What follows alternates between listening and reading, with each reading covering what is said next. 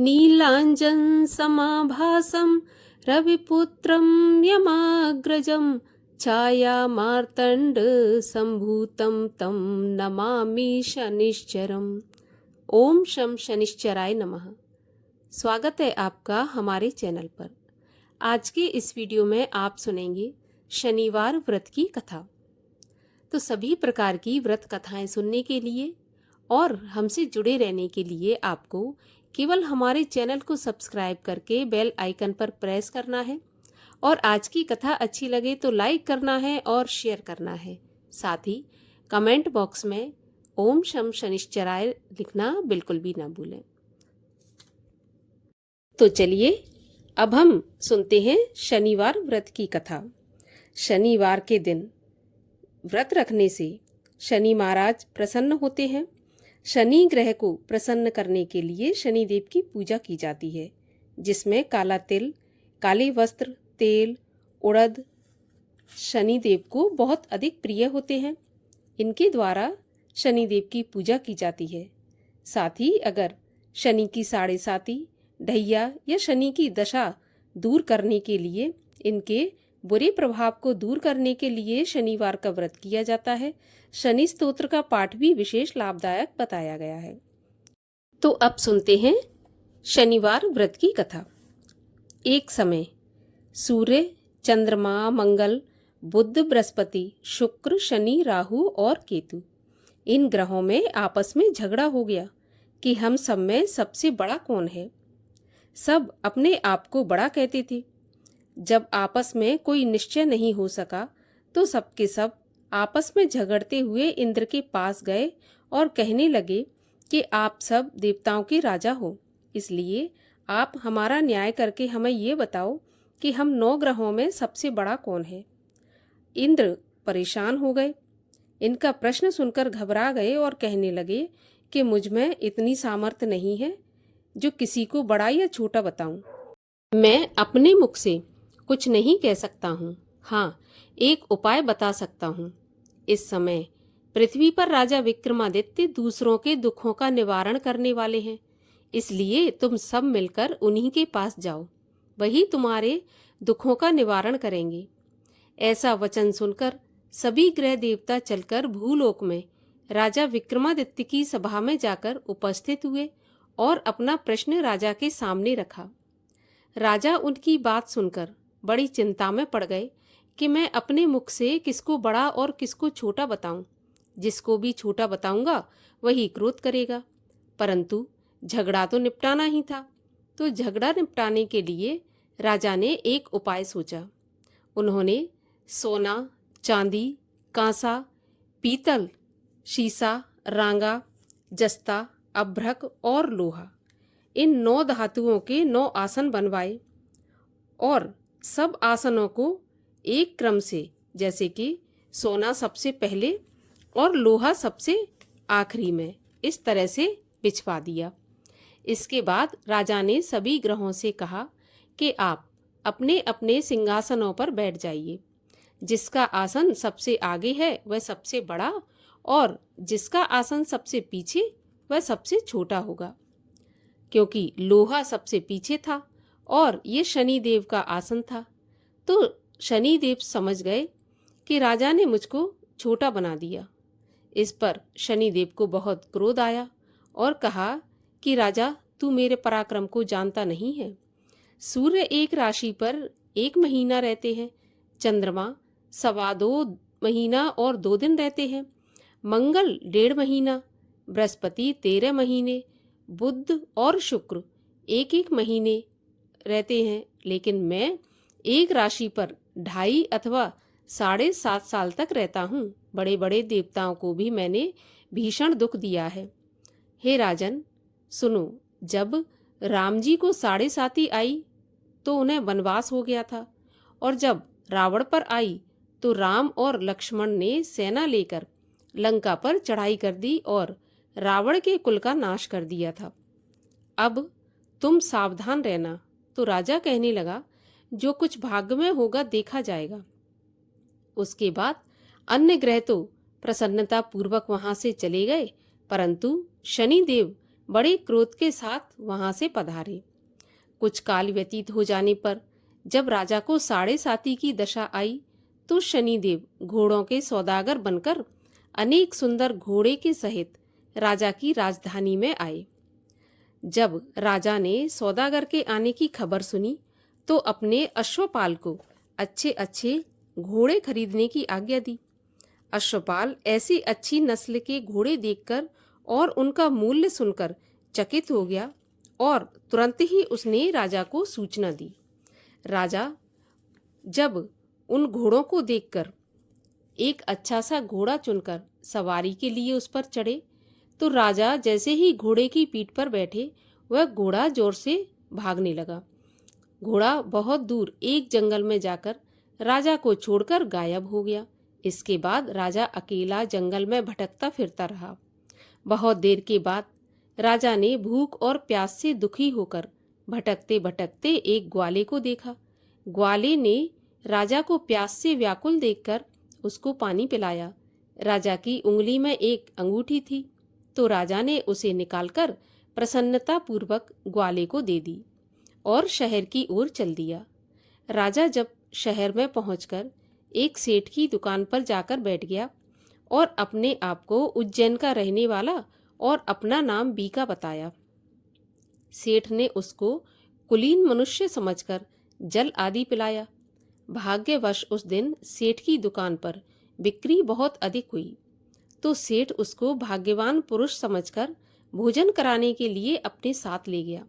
भोजन करते समय राजा ने एक आश्चर्य की बात देखी कि खूंटी पर एक हार लटक रहा है और वह खूंटी उस हार को निगल रही है। भोजन के पश्चात कमरे में आने पर जब सेठ को कमरे में हार नहीं मिला तो सबने यही सोचा कि बीका के सिवाय यहाँ पर कोई नहीं आया तो बीका ने ही हार चुरा लिया है। अतः बीका से जब हार के बारे में पूछा गया तो बीका ने साफ मना कर दिया कि हार का उसको कोई पता नहीं, उसने हार नहीं लिया। लेकिन इस पर 5-7 आदमी इकट्ठे होकर उसको फौजदार के पास ले गए। फौजदार ने उसको राजा के सामने उपस्थित किया और कहा कि ये आदमी तो भला प्रतीत होता है, चोर मालूम तो नहीं होता, परंतु सेठ का ऐसा कहना है कि जब खूंटी पर हार था तो वहां पर बीका के सिवा कोई नहीं आया तो अवश्य ही इसी ने हार चोरी किया है। तब राजा ने आज्ञा दी कि इसके हाथ पैर काटकर इसको चौरंगिया किया जाए। राजा की आज्ञा का तुरंत पालन किया गया और बीका के हाथ पैर काट दिए गए। इस प्रकार कुछ काल व्यतीत होने पर एक तेली उसको अपने घर ले गया और कोलू पर उसको बिठा दिया। बीका उस पर बैठा हुआ अपनी जुबान से बैल हाँकता रहा। शनि की दशा समाप्त हो गई और एक रात को वर्षा ऋतु के समय वह मल्हार राग गाने लगा। उसका गाना सुनकर उस शहर के राजा की कन्या उस राग पर मोहित हो गई और दासी को खबर लेने के लिए भेजा कि देखकर आओ शहर में कौन गा रहा है। दासी सारे शहर में फिरती फिरती क्या देखती है कि एक तेली के घर से चौरंगिया राग गा रहा है। दासी ने महल में आकर राजकुमारी को सारा वृत्तांत सुना दिया। बस उसी क्षण राजकुमारी ने अपने मन में यह प्रण कर लिया कि चाहे कुछ भी हो इस चौरंगिया के साथ ही विवाह करूंगी। प्रातःकाल होते ही जब दासी ने राजकुमारी को जगाना चाहा तो राजकुमारी अनशन व्रत लेकर पड़ी रही। तब दासी ने रानी के पास जाकर राजकुमारी के ना उठने का वृत्तांत कहा। रानी ने तुरंत ही वहां पर आकर राजकुमारी को जगाया और उसके दुख का कारण पूछा तो राजकुमारी ने कहा कि माताजी, मैंने यह प्रण कर लिया है कि तेली के घर में जो चौरंगिया है उसी के साथ विवाह करूंगी। माता ने कहा, पगली, ये क्या कह रही है? तेरा विवाह तो किसी देश के राजा के साथ किया जाएगा। तब राजकुमारी कहने लगी, माताजी, मैं अपना प्रण कभी नहीं तोड़ूंगी। माता ने चिंतित होकर यह बात राजा को बताई। जब महाराज ने भी आकर समझाया कि मैं अभी देश देशांतर में अपने दूत भेजकर सुयोग्य, रूपवान एवं बड़े से बड़े गुणी राजकुमार के साथ तुम्हारा विवाह करूंगा। ऐसी बात तुमको नहीं सोचनी चाहिए। तब कन्या ने कहा, पिताजी, मैं अपने प्राण त्याग दूंगी, परंतु किसी दूसरे से विवाह नहीं करूंगी। इतना सुनकर राजा ने क्रोध से कहा कि यदि तेरे भाग्य में ऐसा ही लिखा है तो जैसी तेरी इच्छा हो वैसा ही कर। राजा ने तेली को बुलाकर कहा कि तेरे घर में जो चौरंगिया है उसके साथ मैं अपनी कन्या का विवाह करना चाहता हूँ। तेली ने कहा कि महाराज, ये कैसे हो सकता है? कहाँ आप हमारे राजा और कहाँ मैं एक नीच तेली। परंतु राजा ने कहा कि भाग्य के लिखे को कोई नहीं टाल सकता। अपने घर जाकर विवाह की तैयारी करो। राजा ने उसी समय तोरण एवं बंधनवार लगवाकर अपनी राजकुमारी का विवाह चौरंगिया बना विक्रमादित्य के साथ कर दिया। रात्रि को जब विक्रमादित्य और राजकुमारी महल में सोए तो आधी रात के समय शनिदेव ने विक्रमादित्य को स्वप्न दिया और कहा कि राजा, कहो, मुझको छोटा बताकर तुमने कितना दुख उठाया। तब राजा ने क्षमा मांगी और शनिदेव ने प्रसन्न होकर विक्रमादित्य को क्षमा कर दिया और हाथ पैर वापस दे दिए। तब राजा ने कहा, महाराज, मेरी एक प्रार्थना और है, उसे आप स्वीकार करें कि जैसा दुख आपने मुझे दिया ऐसा और किसी को नहीं देना। तब शनिदेव ने कहा कि तुम्हारी प्रार्थना स्वीकार है।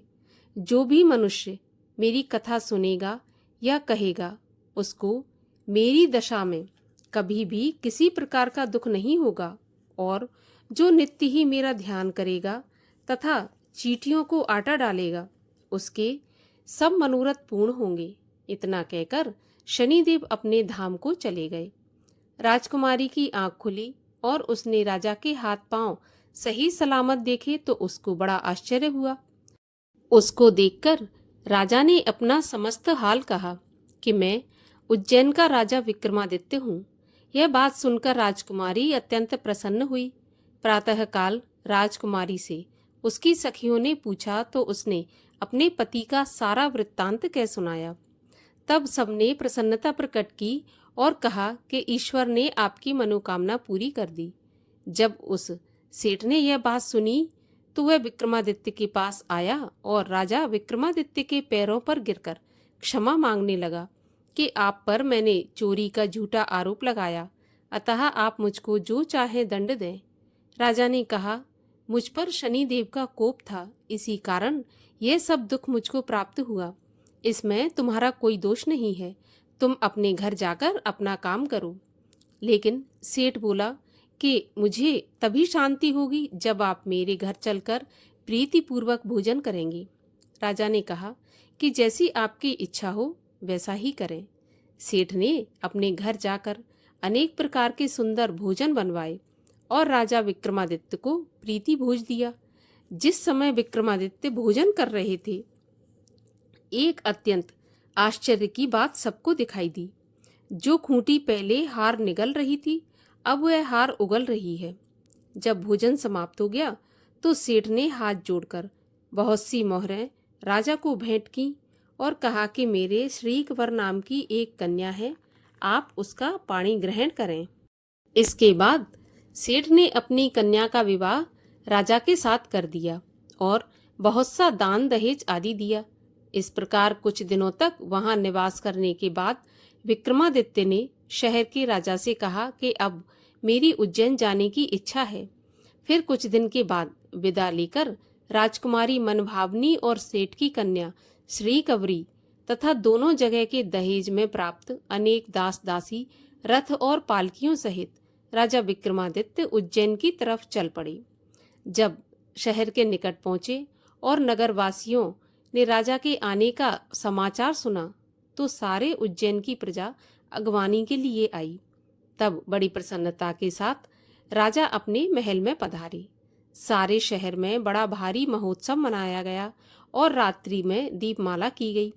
दूसरे दिन राजा ने शहर में यह सूचना कराई कि शनि देवता सभी ग्रहों में सबसे ऊपर हैं। मैंने इनको छोटा बताया, इसी से मुझको यह दुख प्राप्त हुआ। इस कारण सारे शहर में सदा शनिदेव की पूजा और कथा होने लगी।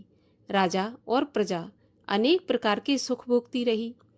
जो कोई शनिदेव की इस कथा को पढ़ता है या सुनता है, शनिदेव उस पर कृपा करते हैं। शनिदेव की कृपा से उसके सब दुख दूर हो जाते हैं। शनिवार के दिन इस कथा को अवश्य पढ़ना चाहिए या सुनना चाहिए। बोलिए शनिदेव महाराज की जय। कथा अच्छी लगे तो लाइक अवश्य कीजिए और चैनल को सब्सक्राइब करके जाइए।